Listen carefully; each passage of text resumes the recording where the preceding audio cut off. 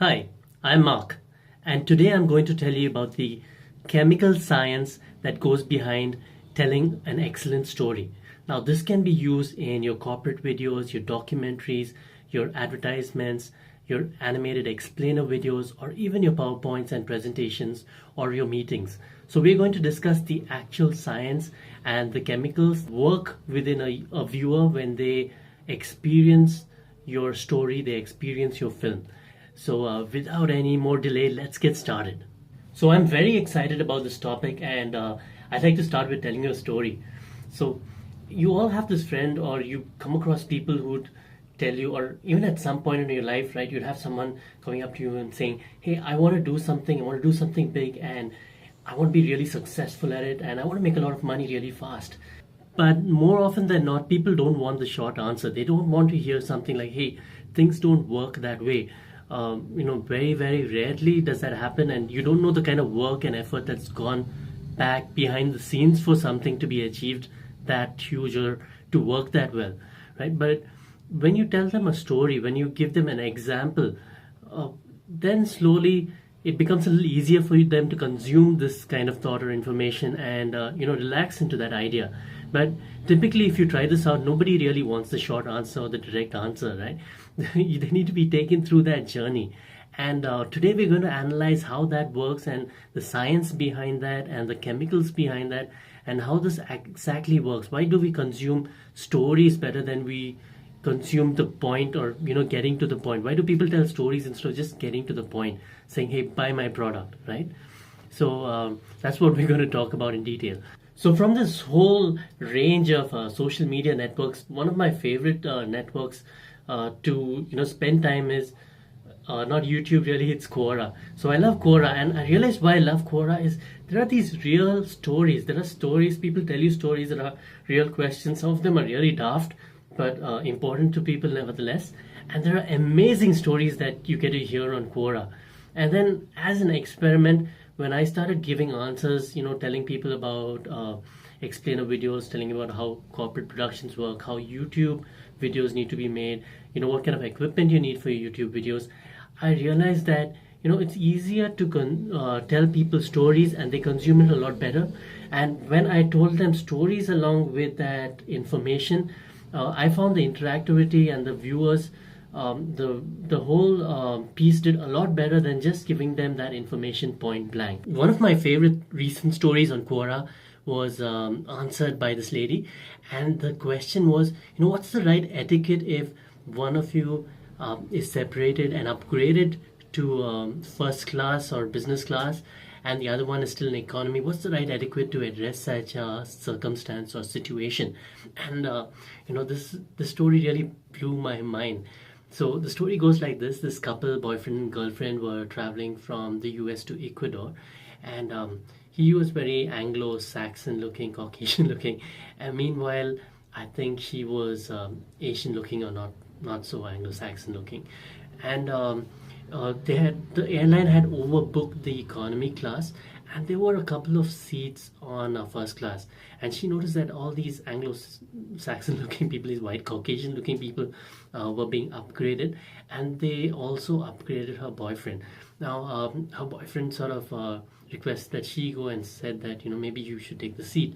Meanwhile, she declined, and she said she'd like him to enjoy it. He's tall and his legs could use the space. There was another man ushered next to her. He seemed a little tanned, and it looked like he had labored all day and had quite a tough life as such. And he was ushered next to her. A few seconds later, this man was up again, and then her boyfriend said that he requested that man, or the air hostess, if it was okay if he traded places with that man.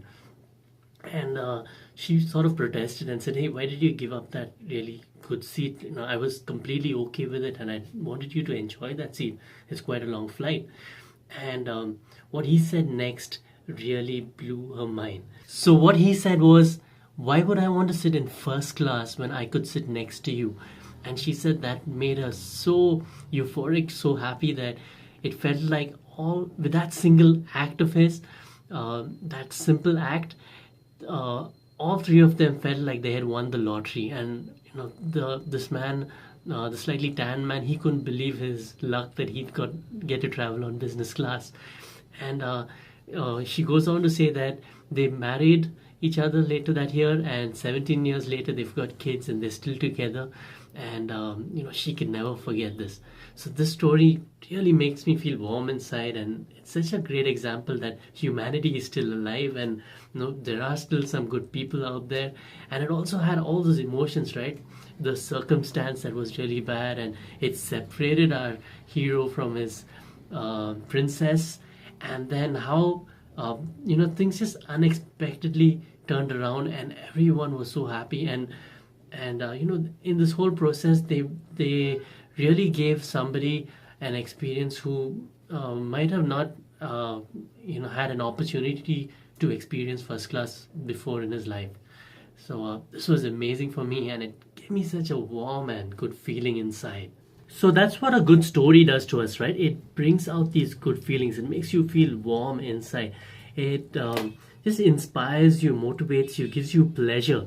And this is something that we're going to talk about or look at more specifically, right? Now, before we get into the chemical part, let's look at the sort of mental part, or the science between how this works.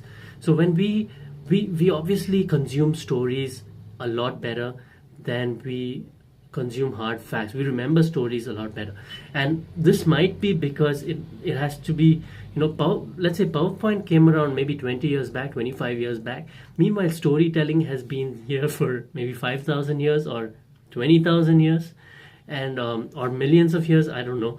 But there's been a long duration of time that people have been consuming information through stories. We are wired to consume stories. And this kind of narrative of a story with a happy ending and a new life, and things, and an enemy or a circumstance that separates people, and then something amazing happens and brings them together. We're able to consume stories like this. We're able to consume information in this kind of packaging, right? So it's very interesting to understand how this works. So one of the case studies I went through, so a test subject was subject to different kinds of situations, like going on a roller coaster, experiencing pain, experiencing fear, experiencing joy, and they took brain scans and blood tests, and then they also asked people to watch this video, test subjects to watch this video of this person experiencing all these kinds of things. Meanwhile, when they checked their scans before and after the experiment, they found out that there was an increase in chemicals and brain activity, and they were very similar to the subject that had really experienced this thing.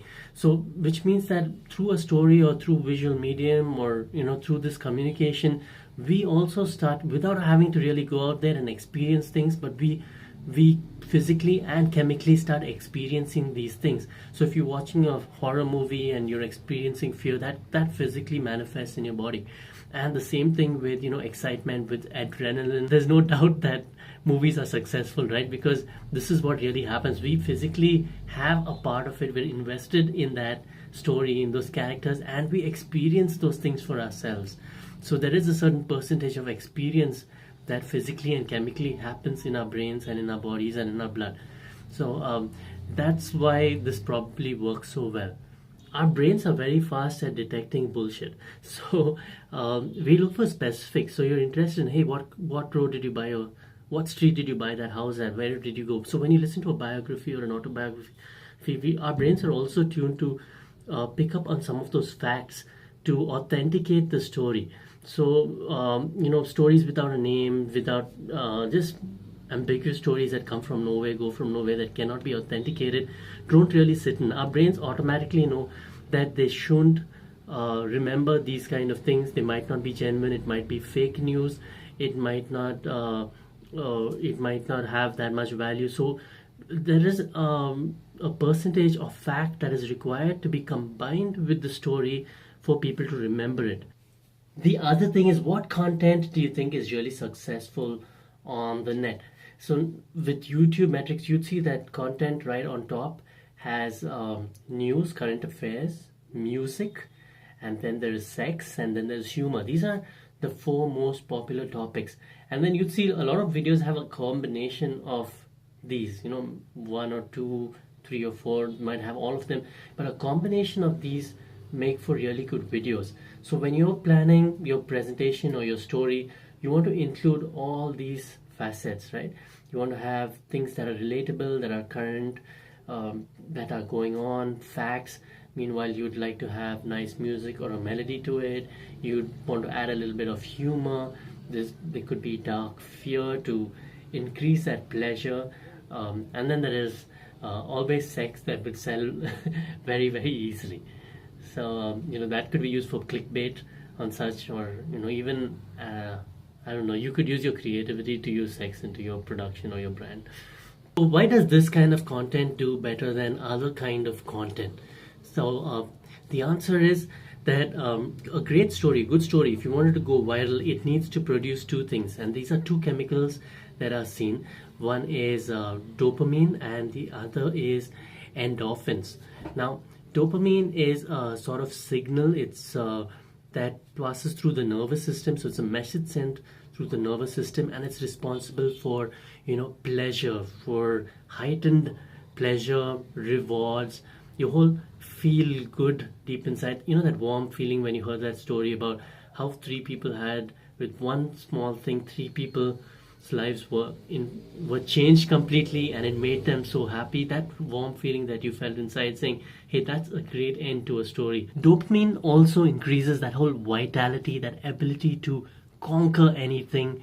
And it's a lot like if you took a drug, right, and or had caffeine or had a good workout. We all know that when things are intense, adrenaline is pumped out from the gland, and that gives us a lot of boost, and it picks us up, just lifts us up, and it's a natural feel high, feel good chemical in our body. So good stories bring this out. That's the result of looking at a big story or having an experience. So if you can squeeze in a story, an amazing story, even 2 or 3 stories into your presentation, into your video, you'd be bringing out these emotions, these chemicals in your viewers' bodies, and they're going to remember you and your brand in a positive way. Now, this is not manipulation, this is just good communication. So you're not doing some kind of voodoo or witchcraft on them, you're not manipulating them subconsciously, but it's just good storytelling and good communication.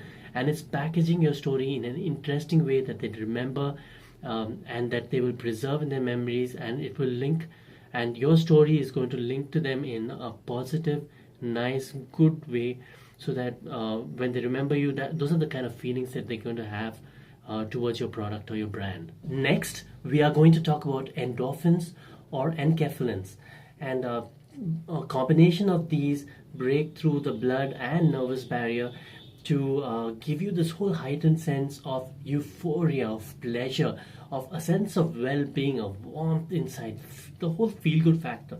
And the body naturally produces this drug. So the meaning of endorphin, when broken down, is a naturally produced morphine. It's a naturally produced drug in the body that makes you feel good.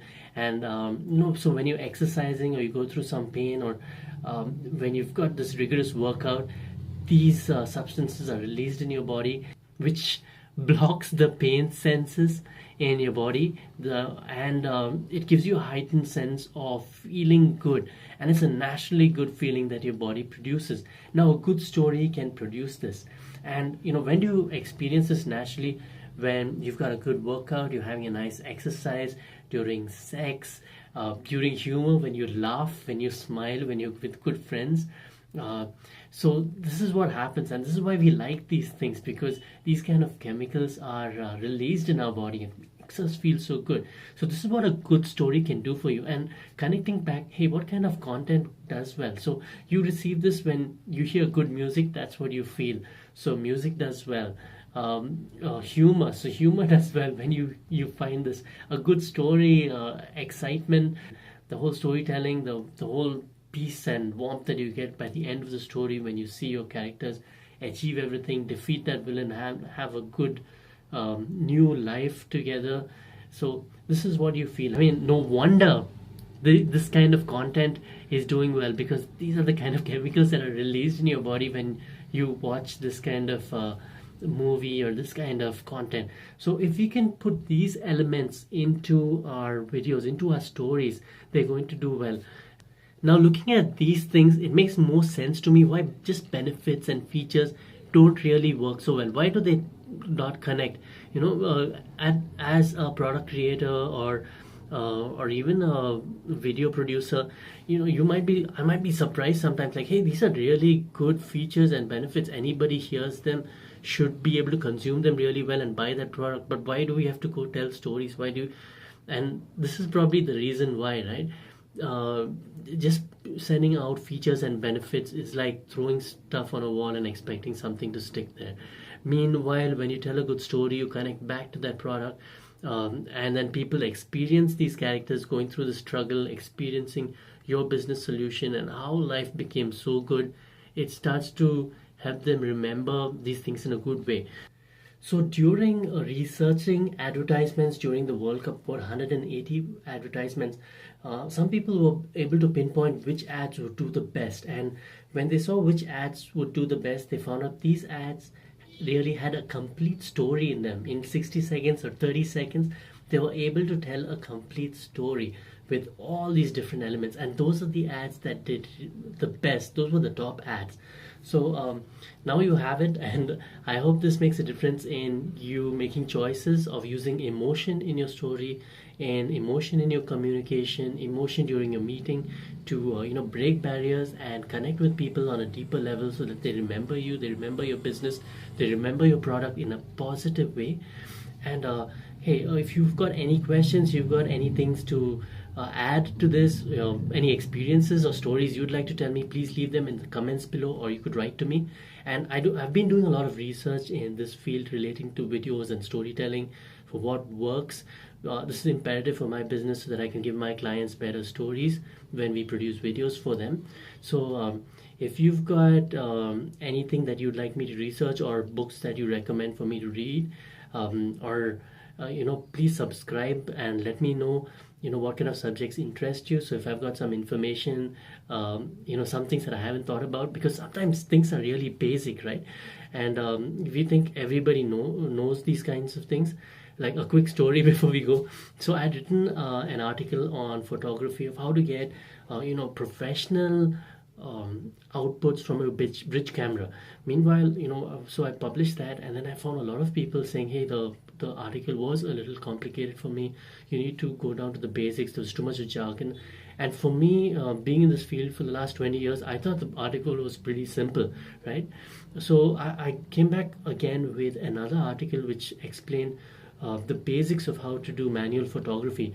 And I was surprised and overwhelmed that we got so many views on it. There were over 100 likes on that article, and I got about 5 or 6 positive comments right on the first day, saying that they loved it, they're going to bookmark it, and they're going to share it with people who ask them about photography, even though they're professional photographers. But it's so annoying to tell people about the basics. So you might have some basic questions like that I might, or most people might think that they're pretty obvious to everyone, but meanwhile they need to be addressed, and we could package them in a nice way. So if you've got any suggestions like that, please send them to me.